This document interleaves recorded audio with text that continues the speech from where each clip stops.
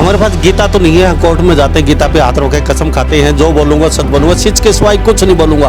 तो आप दिल पे आप कसम खाइए दर्शकों के सामने, आज आप झूठ नहीं बोलेंगे। पहले वहाँ विधायक सोमवीर सांगवान जाते हैं, एक फोटो भी अखबार में आई हुई है, उनको कुर्सी तक नहीं मिलती, वो पीछे खड़े हो जाते हैं कुर्सी के। तो यहाँ क्या अफसरशाही इतनी हावी आपके चरखी दादरी में कि यहाँ विधायक की भी नहीं चलती, यानी कि विधायक खड़ा रहेगा, अफसर बैठे रहेंगे। रामकुमार गौतम ने पास में परसों हम वहाँ मौजूद थे पेटवाड़ नारनौद के अंदर, वहाँ पे कहा है कि मैं तो लांडा पूछा एमएलए हूँ, मैं किसका काटा काट दूंगा, मेरे को तो काटा कटवाया है विधायक बना के उनने। सोमवीर सांगवान केवल विधायक ही नहीं है, वो खाप 40 का भी रिप्रेजेंटेटिव है। ये जरूर कहूंगा सोमवीर मेरा बड़ा भाई जैसा है। उसकी जो इंसल्ट है, ये इंसल्ट है, उसके लिए वो स्वयं भी जिम्मेदार है। और कम से कम जब आप एमएलए हैं तो आपकी इंसल्ट नहीं होनी चाहिए।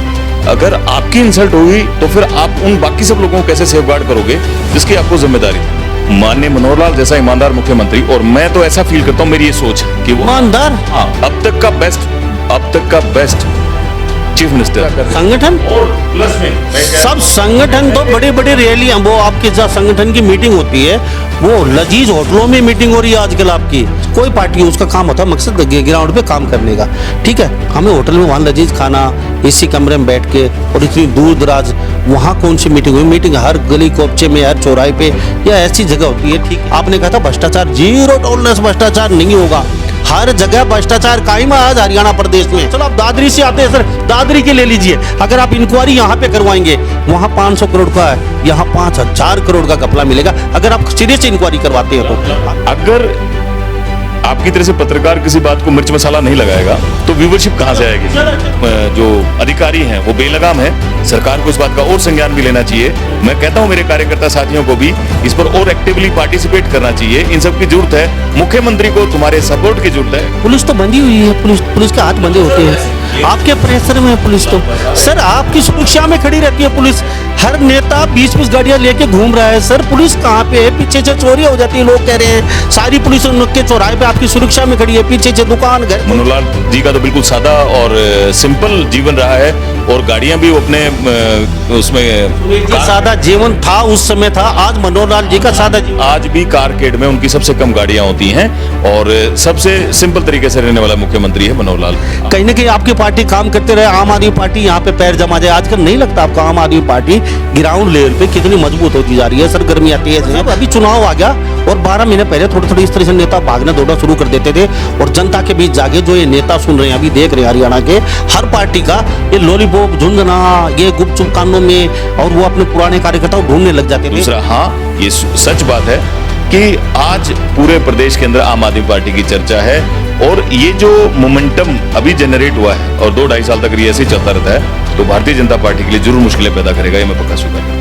अभी जो मीटिंगें हो रही है गली गली, हर चौराहे, हर कस्बे में होनी चाहिए, लेकिन मीटिंग होती है पंचकुला या मोरनी हिल पे। मोरनी हिल हम घूमने के लिए जाते हैं, वहाँ आप खट्टर साहब को कहते हैं भगवान का।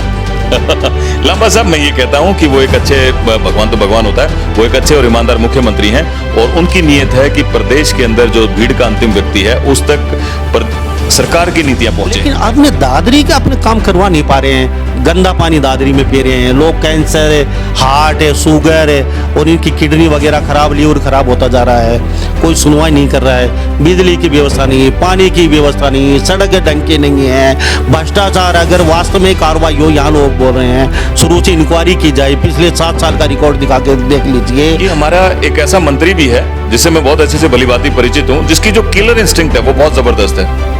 अपने लोहारू क्षेत्र से आता है, जेपी दलाल कृषि मंत्री है। शायद ही कार्यकर्ता नहीं, ऊपर तक ही डिफरेंस लग रहा है मुझे।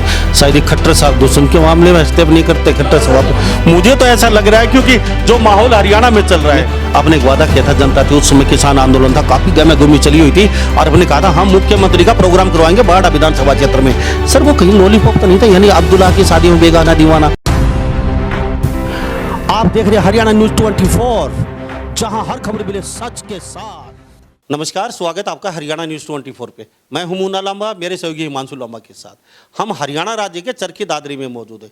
और चरखी दादरी की जहाँ तक बात आती है, चाहे किसान आंदोलन की बात हो, चाहे कुछ भी बात हो, हमारे साथ एक शख्स काफ़ी चर्चा में रहे किसान आंदोलन में, आप भली बातें समझ होंगे। हाँ, मेरे साथ उपस्थित हैं एडवोकेट सुनील शोराण। हमारी हॉट सीट पे खास बातचीत में बेबाक मुद्दे के साथ बातचीत करेंगे। बाबू जी, हरियाणा न्यूज़ 24 बहुत बहुत स्वागत आपका। लांबा साहब, बहुत बहुत धन्यवाद आपका। और आपका भी स्वागत है। लांबा साहब, जैसे हमारी चर्चा को शुरुआत करते हैं वही दोबारा उन शब्दों को दोहराते हुए, आपका बहुत पॉपुलर चैनल है। मुझे इस पॉपुलर चैनल का बड़ा लाभ मिला है क्योंकि मैं आपके माध्यम से मैं अपनी बातों को रख पाता हूँ। आपके माध्यम से मेरी बातें दूर दूर तक जाती हैं, मैं अपने विचार लोगों से शेयर कर पाता हूँ। कुछ लोगों को बुरा लगता है तो मुझे क्रिटिसाइज करते हैं और बहुत लोग मुझे प्रेम भी करते हैं, उनका मुझे सहयोग भी बहुत मिलता है। तो लांबा साहब, आपका बहुत बहुत स्वागत है इस चरखी दादरी की धरती पर। हमारे पास गीता तो नहीं है, हम कोर्ट में जाते हैं, गीता पे हाथ रख के कसम खाते हैं, जो बोलूंगा सच बोलूंगा, सच के सिवाय कुछ नहीं बोलूंगा। तो आप दिल पे आप कसम खाइए दर्शकों के सामने, आज आप झूठ नहीं बोलेंगे। पहले जो आपने जो कुछ कहा किसानों के बारे में या किसी के बारे में, लेकिन आज आप खास बातचीत में बेबाक तरीके से बातचीत करेंगे सच्चाई के साथ। लांबा साहब, कोशिश करूंगा कि मैं झूठ ना बोलूं और जो बात आप मेरे सामने रखेंगे मैं ऑनेस्टली सारी बातों का मैं जवाब दूं, ऐसा मेरा प्रयास रहेगा। तो सबसे पहले मुद्दा ले लेते हैं हम। अभी कुछ दिन पहले आपके यहाँ चरखी दादरी में सबसे पहले हॉट मुद्दा है, अखबारों में काफ़ी चर्चा चल रही है कि विधायक जो है वो एक प्रोटोकॉल होता है विधायक का, और विधायक का मान सम्मान करना पड़ता है, पक्ष हो विपक्ष हो निर्दलीय हो कोई भी हो। तो गिरचू मीटिंग चल रही थी वहाँ पे, जयप्रकाश दलाल थे, डीसी वगैरह सब बैठे हुए थे। आपके यहाँ भी 2-4 रोज़ पहले की बात है, वहाँ विधायक सोमवीर सांगवान जाते हैं, एक फ़ोटो भी अखबार में आई हुई है, उनको कुर्सी तक नहीं मिलती, वो पीछे खड़े हो जाते हैं कुर्सी के। वहाँ पे कोई जिला अध्यक्ष या जज को उसने कुर्सी देनी पड़ती है। तो ये कहाँ कहना, आम आदमी के लिए क्या होगा? आपकी सरकार विधायक को मान सम्मान नहीं दे पा रहे हैं, विधायक कुर्सी के वहाँ खाली नहीं है विधायक के लिए, और हालांकि प्रोटोकॉल भी होता है विधायक के लिए, वहाँ कुर्सी देनी पड़ती है। तो यहाँ क्या अफसरशाही इतनी हावी आपकी चरखी दादरी में कि यहाँ विधायक की भी नहीं चलती, यानी कि विधायक खड़ा रहेगा और अफसर बैठे रहेंगे? नहीं तो डीसी महोदय को वहाँ से खड़ा होना चाहिए था, या उससे एसपी साहब थे वहाँ पे, कि किसी को तो वहाँ आ जाते ही खड़ा होना चाहिए था। सर आइए बैठिए कुर्सी लीजिए। तो सर आम आदमी जो देख रहे हैं जो सुन रहे हैं उनकी कहाँ चलेगी इस सरकार में? बड़े बड़े नेता ही कहीं ना कहीं दुखी हैं। रामकार गौतम ने बास में परसों हम वहाँ मौजूद थे पेटवाड़ नारनौद के अंदर, वहाँ पे कहा है कि मैं तो लांडा बूचा मेले हूँ, मैं किसका काटा काट दूंगा, मेरे को तो काटा कटवाया है विधायक बना के उनने, मेरे तो कुछ नहीं होने वाला, मैं तो निकम्मा हूँ, मैं तो बनाना नहीं चाहिए था। तो साहब ये आप बार बार सुनने को मिल रहा है, तो आप इस बीच क्या समझते हैं? अब भी आपके लिए खट्टर भगवान हैं, खट्टर साहब मेरे देवता हैं, तो ये आप फिर कहेंगे या फिर कुछ बदलाव हुआ है? देखो लांबा साहब, जब आपने शपथ दिलाई है तो अब ऑनेस्टली चलेंगे इस बात से। मुझे बहुत दुख हुआ जब मुझे जानकारी मिली कि हमारे विधायक को कुर्सी नहीं मिली, इस बात का मुझे बहुत दुख हुआ। और मैं इस बात से बिल्कुल स्वीकार करता हूं कि अगर कहीं भी डीसी ऑफिस में, सेक्रेटरीट में विधायक के साथ ऐसा बर्ताव होता है तो आम आदमी के साथ कैसा बर्ताव होगा, इस बारे में आदमी अपना अंदाजा लगा सकता है। सोमवीर सांगवान केवल विधायक ही नहीं है, वो खाप 40 का भी रिप्रेजेंटेटिव है, उसका भी अध्यक्ष है। हमारी खापें बड़ा पवित्र हमारा संगठन है, उसका भी अध्यक्ष है, और उसके बाद दादरी की 2 लाख की जो जनसंख्या उसको रिप्रेजेंट करता है, वो प्रोटोकॉल के हिसाब से भी उसका प्रोटोकॉल बनता है। तो बिल्कुल ये दुखद बात है, इसका संज्ञान लिया जाना चाहिए।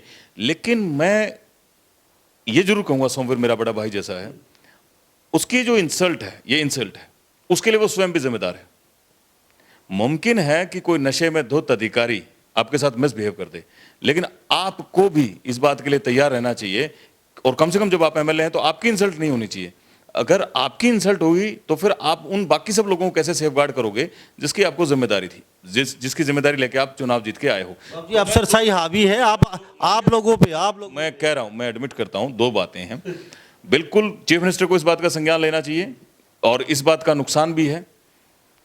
माननीय मनोहर लाल जैसा ईमानदार मुख्यमंत्री, और मैं तो ऐसा फील करता हूं, मेरी ये सोच है कि वो ईमानदार, हाँ, अब तक का बेस्ट चीफ मिनिस्टर, उसका प्रयास जो सरल सेवा केंद्र के माध्यम से जो पॉलिसीज की एग्जीक्यूशन को लेकर वो इस प्रदेश में आया, जैसे वो चला रहा है, एग्जीक्यूट कम हो रही हैं, ये सही बात है। इस बात का मनोहर लाल जी को संज्ञान लेना चाहिए, और इसके साथ साथ संज्ञान भारतीय जनता पार्टी के संगठन को भी लेना चाहिए कि ये सब कैसे बेलगाम हो गए।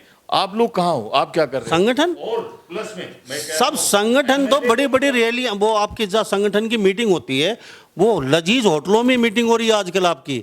संगठन कहाँ पे वो करेगा ग्राउंड पे? क्योंकि हमें काम करना है।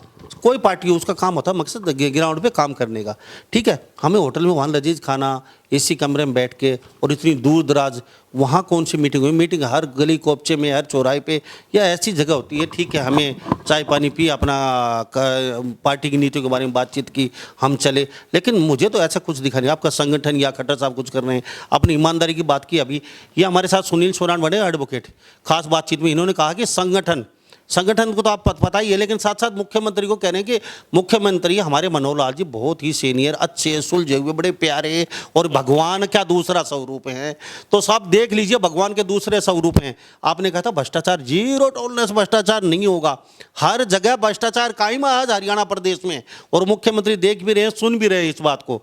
आप बातचीत कर लीजिए भिवानी की, 500 करोड़ का घोटाला उजागर, साहब कुछ नहीं हुआ, उनकी जुडिशियल हो चुकी है, ना बरामद, ना पैसा बरामद, क्योंकि उसमें बड़े बड़े नेताओं का आता। सर बाडड़ा जोजू आपके चलो आप दादरी से आते हैं सर, दादरी के ले लीजिए। अगर आप इंक्वायरी यहाँ पे करवाएंगे, वहाँ 500 करोड़ का है, यहाँ 5000 करोड़ का घपला मिलेगा अगर आप सीरियस इंक्वायरी करवाते हैं तो। और लोग जबी दुबान में कह भी रहे। लांबा साहब, अगर आपकी तरह से पत्रकार किसी बात को मिर्च मसाला नहीं लगाएगा तो व्यूवरशिप कहां से आएगी? चलो हमने सवाल पूछा तो एडवोकेट साहब कह रहे कि मिर्च मसाला लगा दिया। ठीक है, आपका तड़का ठीक है, आप लगाओ तड़का, लेकिन कुछ चीजें हम एडमिट करें, मैं जरूर एडमिट करूंगा। हाँ, भ्रष्टाचार हुआ, प्राइमा फेसा ऐसा लगता है भ्रष्टाचार हुआ, लेकिन आपको सरकार को इस बात के नंबर भी देने चाहिए कि सरकार ने उस भ्रष्टाचार को पकड़ा।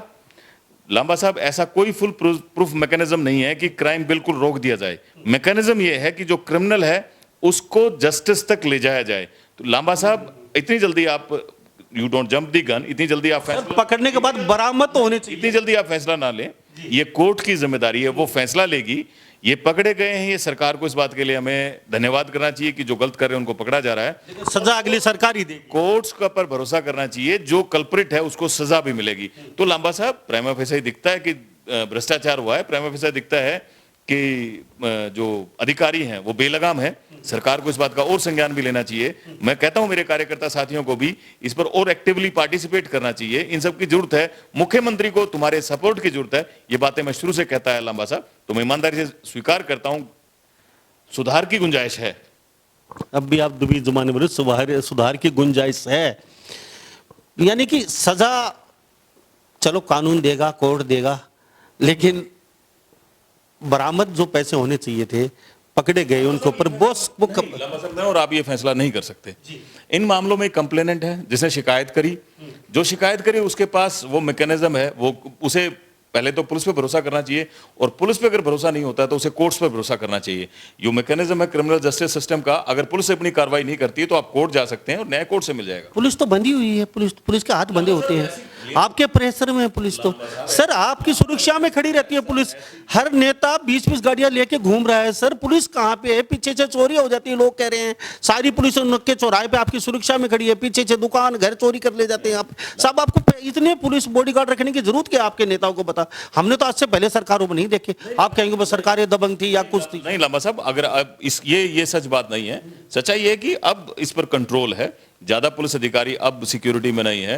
मनोहर लाल जी का तो बिल्कुल सादा और सिंपल जीवन रहा है, और गाड़ियां भी वो अपने उसमें सादा जीवन था उस समय था, आज मनोहर लाल जी का सादा जीवन, आज भी कारकेड में उनकी सबसे कम गाड़ियां होती हैं, और सबसे सिंपल तरीके से रहने वाला मुख्यमंत्री है मनोहर लाल। आप इस बात को, इन बातों को तो आपको स्वीकार करना पड़ेगा। हाँ, मैं आपको पहले कह चुका कि ऐसा कोई फुल प्रूफ मैकेनिज्म नहीं होता कि बिल्कुल जीरो क्राइम हो जाए, इस दुनिया में ऐसा कहीं भी नहीं है। लेकिन इंपॉर्टेंट है कि सरकार एक्टिवली उस क्राइम को रोकने के लिए काम कर रही है कि नहीं कर रही है। तो मैं ये कह सकता हूं कि भारतीय जनता पार्टी की सरकार ये काम कर रही है। बाबू जी, कभी आपकी भारतीय जनता पार्टी जनता जनार्दन सुन रही है, देख भी रही है, और आप आज भी नहीं मार रहे हैं। मुख्यमंत्री मनोहर लाल जी बड़े भगवान रूप हैं, कहीं ना कहीं आपकी पार्टी काम करते रहे, आम आदमी पार्टी यहाँ पे पैर जमा जाए। आजकल नहीं लगता आपको आम आदमी पार्टी ग्राउंड लेवल पे कितनी मजबूत होती जा रही है? सरगर्मियाँ तेज हैं। अभी मुझे ऐसा लग रहा है ये जो माहौल है ये चुनाव के समय लगता था बाबू जी, मुझे ऐसा लगता था एडवोकेट साहब अभी चुनाव आ गया और 12 महीने पहले थोड़े थोड़े इस तरह से नेता भागना दौड़ना शुरू कर देते थे, और जनता के बीच जाके जो ये नेता सुन रहे हैं, अभी देख रहे हैं हरियाणा के हर पार्टी पार्टी का ये लॉलीपॉप झुंझुना, ये गुपचुप कांडों में, और वो अपने पुराने कार्यकर्ताओं ढूंढने लग जाते थे। अब इलेक्शन आ गया, अरे इनको भुला चपला के कुछ पैसे वैसे इधर उधर करके हम फिर कुर्सी पा लेते हैं, 5 साल मजे लूटेंगे, 5 साल बाद फिर पागल बना देंगे। तो मुझे लगता है आम आदमी पार्टी आने के बाद अभी चुनाव के नहीं समझ लो 2 साल मान के चलिए, लेकिन माहौल ऐसा लग रहा है कि कल चुनाव होने वाले 1 महीने बाद, तो कहीं ऐसा नहीं है आपकी पार्टी काम करती रह जाए, आम आदमी पार्टी यहाँ पे सरकार बना जाए? लांबा साहब, निश्चित तौर पर यह बात सही है कि पंजाब के चुनाव के बाद, मैं स्वीकार कर रहा हूं, पंजाब के चुनाव के बाद हरियाणा के अंदर धरातल पर बहुत हलचल। शुक्र है एक चीज तो आपने स्वीकार की, वो भी सच्चे दिल। अगर आप चीजों को मनोहर लाल जी की बात आती है जब स्वीकार नहीं होती आपकी। मैंने उस बात को भी स्वीकार किया कि मनोहर लाल जी को संज्ञान लेना चाहिए कि जो नीचे अफसरशाही है वो हावी है, और उसको सही रास्ते पर लाना, इसलिए तो इलेक्टेड रिप्रेजेंटेटिव होते हैं, इसलिए लोगों को चुना जाता है। अदरवाइज तो अधिकारी बना दिए जाएंगे, वो एसपी, डीसी, एसडीएम, बीडीपीओ, ये अपने आप काम कर लेंगे। लेजिस्लेशन की क्यों जरूरत पड़ती है? इसलिए तो जरूरत पड़ती है एक तो कानून बनाए, और साथ साथ इन बेलगाम अधिकारियों पर लगाम भी कस के रखे। तो इस बात के लिए तो मैंने आपके सामने स्वीकार किया कि मनोहर लाल जी को इस पर ध्यान देना जरूरी है, इस बात का संज्ञान लेना जरूरी है। दूसरा, हाँ, ये सच बात है कि आज पूरे प्रदेश के अंदर आम आदमी पार्टी की चर्चा है, और ये जो मोमेंटम अभी जनरेट हुआ है और 2-2.5 साल तक ये ऐसे ही चलता रहता है, तो भारतीय जनता पार्टी के लिए जरूर मुश्किलें पैदा करेगा, ये मैं पक्का स्वीकार करता हूँ। जी थैंक यू, एक बात स्वीकार की है। सब मैं एक बात और जानना चाहता हूँ, आपके पार्टी को ओम प्रकाश धनखड़ अध्यक्ष हैं, चलो वो मान तो बहुत अच्छा काम कर रहे हैं, ओम प्रकाश जी धनखड़ सुन भी रहे हैं, देख भी रहे होंगे, क्यों नेताओं में काफ़ी चर्चित रहता है मेरा इंटरव्यू, और नेता सब देखते हैं हर पार्टी का, और मुझसे प्यार करते हैं और कई गालियां भी दे देते हैं, लेकिन मुंह पे प्यार करते हैं मुझसे। लेकिन ओम प्रकाश धनखड़ की बात लेके चले जाते हैं। अच्छा, मैं आपसे एक सवाल करता हूँ छोटा सा। अच्छा, संगठन होता है क्या चीज़? लंबा साहब, संगठन का पर्पस है कि पार्टी की नीतियों को जन जन तक पहुंचाए। चलो, पार्टी की नीतियों को जन जन तक पहुंचाए, तो आप सच्चे, अभी आपने कसम खाई है, मैं सच्चे दिल से बात करूंगा, सच्ची बातें बोलूंगा। शक क्यों है लंबा साहब, शक क्यों है आपको? क्या ओम प्रकाश धनखड़ को पद देने के बाद पार्टी की नीतियां जन जन तक पहुंच रही हैं? सच्ची आत्मा से जवाब देना। लांबा साहब, शुरू के 2 साल तो कोरोना में निकल गए, और अभी ये साल है जहां ओम प्रकाश धनखड़, मुझे लगता है कि धनखड़ साहब दिन रात लगे हुए हैं, अपना काम कर रहे हैं। ऐसा तो कहीं नहीं लगता कि कहीं कोई कमी रहेगी। अभी थोड़ा समय देना चाहिए, ईमानदारी से की बात यह है, न्याय करना चाहिए धनखड़ साहब के साथ, हमारे को थोड़ा समय तो देना चाहिए। उसके बाद हम अपना कोई विचार उस बात पर रखें कि क्या वो सरकार की नीतियों को जन जन तक पहुंचा पा रहे हैं कि नहीं पहुंचा पा रहे हैं, थोड़ा समय देना चाहिए। बीजेपी की रणनीति बहुत तगड़ी होती है, वो धरातल से लेकर ऊपर तक हर चीज को बड़ी बारीकी से देखते हैं, लेकिन मुझे लगता है अब सी थोड़ी बीजेपी की पार्टी की शायद ऊपर के जो आला कमान के लोग बैठे हैं जो देख रहे हैं, उनके शायद नजर शायद चश्मा लग गया होगा, या उनको दिखाई नहीं देता है धरातल पे। अभी जो मीटिंगें हो रही हैं घरी गली हर चौराहे हर कस्बे में होनी चाहिए, लेकिन मीटिंग होती है पंचकुला या मोरनी हिल पे। मोरनी हिल हम घूमने के लिए जाते हैं, वहाँ पे कौन सी राजनीति की? अभी मुझे कुछ लोग मिले कुछ दिन पहले, मैं महेंद्रगढ़ का दौरा कर रहा था उस समय, तो बहुत बड़े, उनका नाम तो नहीं लूँगा क्योंकि वो बड़े पदाधिकारी हैं, वो कह रहे थे मुझे कहाँ गए थे आप? बोले हम तो जी वहाँ पंचकुला हमारी मीटिंग थी, या मोरनी हिल थी उस समय की। तो फिर वो क्या हुआ? बोले यार इतनी दूर को जाना होता है, वैसे वैसे बड़े बड़े थक गए भाई साहब, 5,000 का खर्चा हो गया हमारा। तो कार्यकर्ता भी कहीं ना कहीं दुखी है, आहत है। अब वहाँ जाके दक्षिण हरियाणा को ले जाके वहाँ पटक रहे हो, ये कौन सी नीतियाँ हैं वहाँ जाके? अगर नीतियाँ करनी है तो आप धरातल पे आके कीजिए ना, यहाँ ग्राउंड लेवल पे कीजिए नीतियाँ वहाँ करेंगे तो पार्टी आपकी धराशायी होगी, मुँह गिरेगी। और नीतियों की जहाँ तक बात आई, मैं आप पे बात नहीं करता, आप जैसे डिजो आदमी हैं, अब लोग कहेंगे ये तो बाबूजी की बड़ाई कर रहा है, इनको पद नहीं मिला, लेकिन मैं आपसे लेके चलता हूँ। आप फेर बोले हैं, किसानों से दुश्मनी ली, किसानों को भला बुरा कहा, आप एकदम बेबाक बोलते हो, पार्टी की नीति आप सही रखते हो, मैं आप पे लेता हूँ। नहीं तो ऐसे बहुत बंदे हैं मेरी नज़र में जो पार्टी को कहीं ना कहीं बहुत अच्छा हाई लेवल पे ले जा सकते हैं, ग्राउंड पे काम करें। आप जैसे लोग तो यहाँ पे बैठे हैं, कौन सी? लांबा साहब 2 सवाल हैं आपके। पहला सवाल है कि दक्षिण हरियाणा के नेताओं को मोरनी हिल्स ले जाकर हमारे प्रदेश अध्यक्ष क्या साबित कर रहे हैं या क्या फायदा उठाना चाह रहे हैं, इसका क्या लाभ होगा, क्या लाभ नहीं होगा? लांबा साहब, मुझे लगता है कि मैं इतना कॉम्पिटेंट नहीं हूं इन बातों का ऐसे जवाब दे सकूं कि इसके पीछे क्या माइंडसेट है क्या नहीं है। आपकी मुलाकात धनखड़ साहब से होती है, आप उस बारे में जानकारी ले सकते हैं, उनसे बात बहुत जल्दी इंटरव्यू करेंगे, जिस दिन भी आपका मौका ले। आप मुख्यमंत्री जी का भी इंटरव्यू मैं दोबारा करने वाला हूँ एक बार, तो बोले। दूसरा सवाल आपका था कि मेरा क्या हुआ। लांबा साहब, मुझे ध्यान है कि इसी रूम में एक दिन बैठ के हमने इस बात की चर्चा की थी कि वो समय जब मैंने ये कहा था कि मैं माननीय मुख्यमंत्री को दादरी की धरती पर लेके आऊंगा, मैं उन्हें इनवाइट करूंगा अगर वो मुझे समय देंगे तो।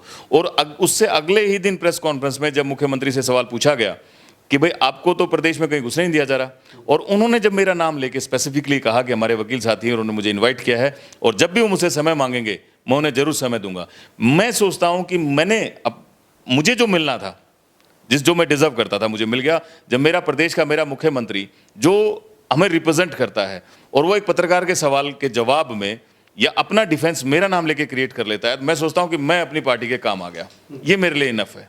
तो मैं समझता हूं कि मैं दोनों सवालों को मैं आपका जवाब दे पाया कि वो धनखड़ साहब जवाब दें, और दूसरा मेरी जो रिक्वायरमेंट थी वो पूरी होगी जब उस बड़ी प्रेस कॉन्फ्रेंस में इस 3-3.5 करोड़ के इस प्रदेश में उन्होंने स्पेशल मेरे लिए मेरे मुख्यमंत्री ने बोल दिया कि वकील साहब जब भी बुलाएंगे मैं जरूर जाऊंगा, मेरा काम हो गया। चलो, ओम प्रकाश धनखड़ कभी नवजोशी दूना साबित हो जाए पंजाब की तरह। अच्छा, मेरा अगला सवाल है, दादरी शहर से आप आते हैं और आप शुरू से सब जानते हैं हरियाणा प्रदेश में आपको, क्योंकि मेरे साथ इंटरव्यू करते हैं तो बड़ी गालियाँ पड़ी हैं, 10-10 लाख लोगों ने आपको गालियाँ दी जी भर भर के, और उसमें से शायद 1 लाख मेरे हिस्से में भी गालियाँ हैं। आप इंटरव्यू क्यों करते हो वो एडवोकेट साहब का? तो मेरा तो काम है देखो हर जगह जाने का, क्योंकि आप भी पार्टी के हैं बीजेपी के, किसानों की बात रखना तो मेरा काम था, मैंने अपना सही निभाया है। लेकिन किसानों को कहने को थोड़ा बहुत उस समय दुख था कि भाई आप बीजेपी के लोगों का इंटरव्यू मत कीजिए, लेकिन फिर भी मैंने बात रखी। मुझे ध्यान है, बल्कि इतना प्रेशर होता था, मैं और यूट्यूबर्स को भी जानता था जिन्हें मैं इन्वाइट करने की कोशिश करता था, लेकिन सबने मुझे अवॉइड किया, बोले नहीं वकील साहब अभी समय नहीं कि हम आपकी बात को रखें। तो लांबा साहब, मैं इस बात के लिए हमेशा आपका आभार प्रकट किया है कि आप पर अटैक हुआ, आपको गालियां दी गई, आपको बुरा भला कहा गया, आपको बाइकाट करने का प्रयास किया गया, और उसके बावजूद आपने ईमानदारी से अपनी पत्रकारिता को आगे बढ़ाया। आप धन्यवाद के पात्र हैं। आप खट्टर साहब को कहते हैं भगवान का दूसरा। लांबा साहब, मैं ये कहता हूं कि वो एक अच्छे, भगवान तो भगवान होता है, वो एक अच्छे और ईमानदार मुख्यमंत्री हैं, और उनकी नीयत है कि प्रदेश के अंदर जो भीड़ का अंतिम व्यक्ति है उस तक सरकार की नीतियां पहुंचे, ऐसा उनका प्रयास है और उस प्रयास को वो आगे तक बढ़ा रहे हैं। दुखद ये है कि मैं तो कई मामलों में महसूस करता हूं कि वो केजरीवाल या शिवराज सिंह चौहान या फिर आप कहें योगी आदित्यनाथ, इन सब मुख्यमंत्रियों से अच्छा परफॉर्म कर रहे हैं, लेकिन शायद उनके परफॉर्म कर रहे हैं, लेकिन जनता जनार्दन को परफॉर्म अच्छा खासा दिखाई दे रहा है। दिव्यांग, ब्लाइंड, पीटीआई सब सड़कों पे हैं, आम जनता आज सड़कों पे खड़ी है। तो कहीं ना कहीं मुख्यमंत्री आपके या तो डरे हुए हैं, या सिर्फ मैं नाम नहीं लूंगा 2-3 नेताओं के प्रेशर में हैं, या फिर वो उनके काम में कहीं ना कहीं हस्तक्षेप नहीं करना चाहते। आगे इनको भाड़ में जाने दीजिए, मैं अपना एरिया संभाल लेता हूं। अगर ऐसा ही चला तो बहुत बड़ी आपको विकट समस्या आने वाली है। आपने कहा हरियाणा में रामराज चल रहा है, आपने कहा, लेकिन आप हरियाणा की छोड़िए, मैं दादरी की बात करता हूँ, बाद में बात करूंगा दादरी की बात। आप दादरी जिले से आते हैं? दादरी से आता हूं मैं। बाड़ा विधानसभा दादरी झोझू आपका है। हाँ, और आपने कई मुद्दे हरियाणा के उठाए, उन पर काम भी हुआ है, आपने मेरे कैमरे पे बोला किया। लेकिन आपने दादरी के अपने काम करवा नहीं पा रहे हैं। गंदा पानी दादरी में पी रहे हैं लोग, कैंसर है, हार्ट है, शुगर है, और इनकी किडनी वगैरह खराब, लीवर खराब होता जा रहा है। कोई सुनवाई नहीं कर रहा है, बिजली की व्यवस्था नहीं है, पानी की व्यवस्था नहीं है, सड़क ढंग की नहीं है, भ्रष्टाचार। अगर वास्तव में कार्रवाई हो, यहाँ लोग बोल रहे हैं शुरू से इंक्वायरी की जाए, पिछले 7 साल का रिकॉर्ड दिखा के देख लीजिए। भिवानी का 500 करोड़ का, यहाँ 5000 करोड़ का घपला निकलेगा। अधिकारी आपके नहीं मानते हैं, विधायक को कुर्सी नहीं मिलती है, पंचायतों के रिकॉर्ड जला दिए गए। सबसे बड़ा घोटाला दादरी के अंदर। लांबा साहब, दुर्भाग्यपूर्ण जो 2 साल कोरोना के और ये आंदोलन का निकला, उसका सबसे बड़ा नुकसान ये रहा कि जो यहाँ रिप्रेजेंटेटिव था, जिसकी जिम्मेदारी थी इस पर्टिकुलरली जिले को संभालना, वो नहीं संभाल पाया। उसके बाद चुनाव भी नहीं हुआ। ये मैं आज बात से आपसे स्वीकार करता हूं कि जो सीवरेज की जो परेशानी है वो बहुत बड़ी परेशानी है दादरी के अंदर। परेशानी खाली सीवरेज नहीं, हर चीज के नहीं है। बिजली की व्यवस्था बहुत अच्छी होगी, लॉ एंड ऑर्डर की सिचुएशन बहुत अच्छी है। एडवोकेट साहब, धरातल पे जाके देखिए, हर आदमी दुखी है। आपने लांबा साहब, मुझे मेरी बात रखने दें आप। दादरी की जनता देख रही है, जो गालियां पड़ेंगी आपको, वो कोई बात नहीं। मैं स्वीकार कर रहा हूं कि सीवरेज की जो प्रॉब्लम है वो नहीं सॉर्ट आउट हुई। प्रयास किया गया, पिछली बार भी दिक्कत ये रही कि हमारा यहाँ से चुनाव नुमाइंदा नहीं था, शायद इसका नुकसान रहा।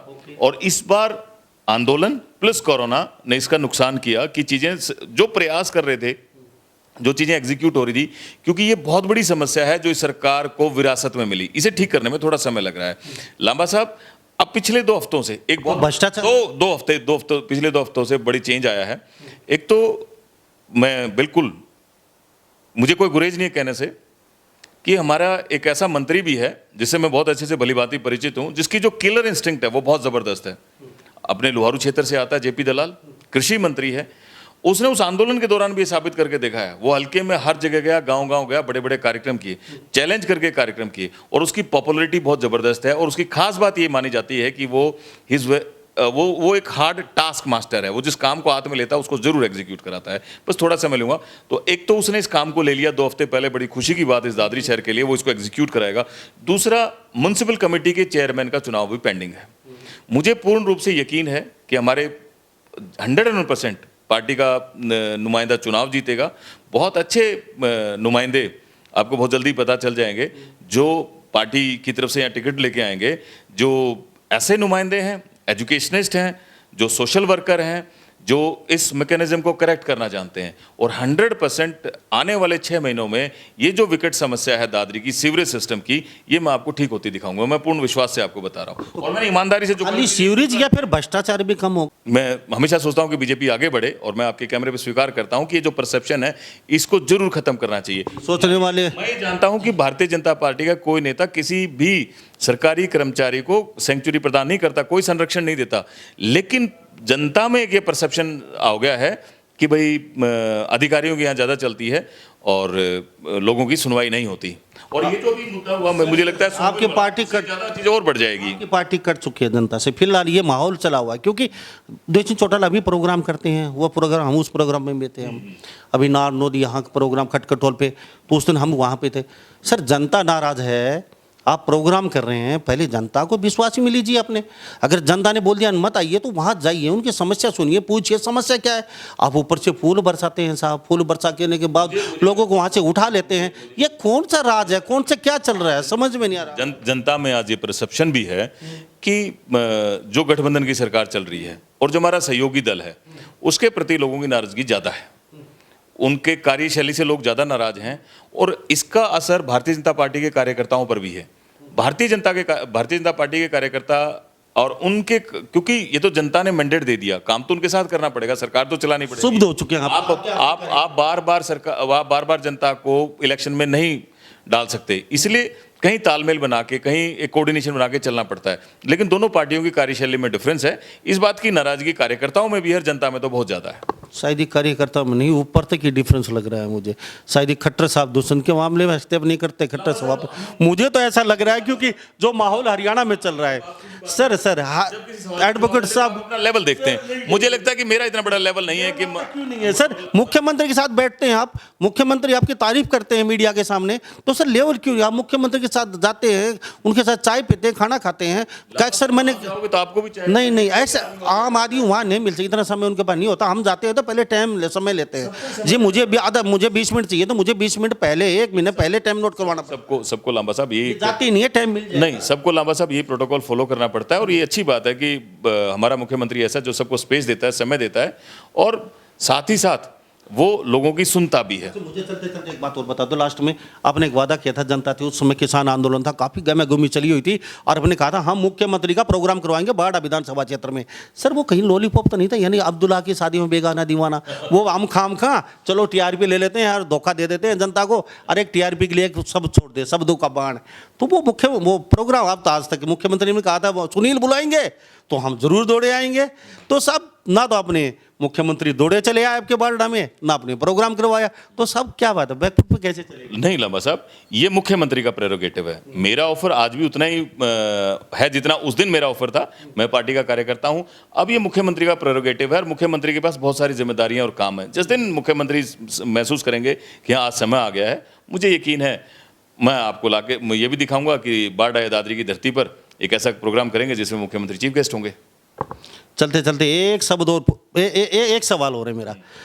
पहले जो किसान आंदोलन था वो आपकी नज़र में बिल्कुल गलत था सरासर। आपने कहा सरासर गलत है किसान आंदोलन, एक मिनट भी मैं इनके साथ नहीं हूँ, एक शब्द इनके पक्ष में नहीं बोलूँगा आपने कहा था, और पता नहीं क्या क्या शब्दों का आपने प्रयोग किया था। अब जो आंदोलन चल रहा है मुझे वो बता दीजिए, वो सही है आपकी नज़र, वो भी गलत है? नारनौद बैठे हैं, मैं कई बार जा चुका हूँ वहाँ पे, वो बैठे मुआवजे के लिए साहब। नारनौद में ही यहाँ बास में बैठे हैं, बास पेटवाड़ में वो बैठे हैं कि हमारी नगर पालिका ख़त्म की जाए क्योंकि हम बहुत दुखी हो चुके हैं साहब। तो अलग अलग जगह लोग बैठे हुए हैं, जैसे फतेहाबाद में हम गए हैं वहाँ लोग बैठे हुए हैं साहब। कहाँ नहीं बैठे मुझे ये बता दिए। तो अब ये जो लोग बैठे हैं सड़कों पर उतरे हुए हैं, जो ये अब भी गलत आपकी नज़र में या सही मांग? नहीं लांबा साहब, मैं ये नहीं कहूँगा। एक बात तो मैं ये कहूँगा कि मुझे ज़्यादा जानकारी नहीं है उनके मुद्दों की। दूसरी बात मैं अब ये नहीं कहूँगा कि गलत, ये बिल्कुल गलत बैठे हैं, क्योंकि ये जो इंश्योरेंस है, जो मुआवजा है, इससे मैंने बहुत लोगों को पीड़ित होते हुए देखा है। तो इस बात का भी संज्ञान भारतीय जनता पार्टी के मुख्यमंत्री को और कृषि मंत्री को लेना चाहिए। अगर तो वो सही हैं तो उन्हें मुआवजा तुरंत दिलवाना चाहिए, और उन्हें लगता है कि कहीं मिसकंसेप्शन है तो उनको समझा बुझा के उन्हें घर भेजना चाहिए। ये सरकार की जिम्मेदारी है। दादरी में बैठने वाले 160 गांव का मुद्दा है, 28 गांव को मुआवजा दे दिया और 160 गांव पीछे छोड़ दिए, कहीं ना कहीं वो भी अगर देखो दादरी में अगर कोई होगा तो मैं जरूर उसके बीच में एज ए मीडिएटर उसको जरूर डील करूंगा मैं, और या तो हम लोगों को समझाएंगे कि आप आंदोलन ना करें, और उनकी राइट होगी डिमांड तो 100% उनको मुआवजा दिलवाएंगे। क्या बात है बाबूजी, पूरे हरियाणा की बात करते थे आप। पूरे हरियाणा की कोई मुद्दा होगा हम हरियाणा में उठाएंगे और संज्ञान में डालेंगे। आज आप दादरी में सीमित रहिए, दादरी का मुद्दा होगा तो उतना बड़ा दायरा नहीं है। हाँ, लेकिन दादरी में मैं जरूर इतना मानता हूं कि अगर दादरी के अंदर ऐसी कोई इशू होगा तो उसको जरूर सॉर्ट आउट करेंगे। चलते चलते मुझे ये बता दो, कोई सवाल नहीं है, आपकी नेता जो हैं बीजेपी के, जेजेपी के, डबल इंजन की सरकार, कहीं की या तो और कॉन्फिडेंस में है कि आने वाले चुनाव में हम जीत जाएंगे, या फिर उनको जनता के काम दिखाई नहीं दे रहे हैं, अब जनता खाम खा बैठी है, या फिर कहीं ना कहीं भ्रष्टाचार जो वादा किया था वो उनको दिखाई नहीं देता, या फिर वजह क्या है, मतलब करना नहीं चाहते या उनको पता नहीं है, ये हो क्या रहा है? हमारी समझ से परे है। अगर आप मुझे भी 2 दिन का समय दे दें, अगर 24 घंटा मुख्यमंत्री की कुर्सी पे बैठिए तो चुटकियों में हलचल हो, चुटकियों में हो सकता है सारा सोल्यूशन।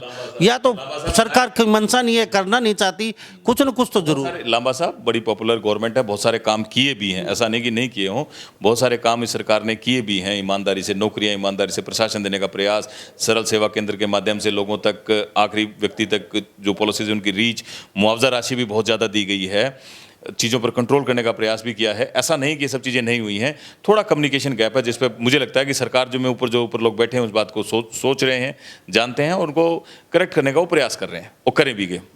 बाबू जी, आपसे बातचीत की मुझे बड़ा अच्छा लगा, और फैसला जनता करेगी। आप इस बारे में क्या सोचते हैं बाबू जी के बारे में जरूर बताइए। जी, आपका बहुत धन्यवाद लांबा साहब, धन्यवाद। तो इन सभी विषयों के लेके काफ़ी लंबा चौड़ा हमारे साथ विषय है, मुख्यमंत्री से जल्द ही मुलाकात करेंगे, उनके साथ एक इंटरव्यू बिल्कुल बनता है। मुख्यमंत्री के समक्ष ये सवाल तो कुछ रहेंगे, आपके क्या सवाल है? क्या आप भी कुछ मुख्यमंत्री के साथ पूछना चाहते हैं? आपके कमेंट बॉक्स में लिख के डाल दीजिए। आपके पर्सन कितना भी कड़ा हो, कितना सीधा हो, कितना टेढ़ा हो, मुख्यमंत्री के साथ बेबाक तरीके से, इसी तरीके से इंटरव्यू करेंगे। तो सभी इन बातों के साथ मैं मुन्ना लांबा, मेरे सहयोगी हिमांशु लांबा के साथ, हरियाणा न्यूज़ 24। नमस्कार, जय हिंद। आप देख रहे हैं हरियाणा न्यूज़ 24, जहां हर खबर मिले सच के साथ।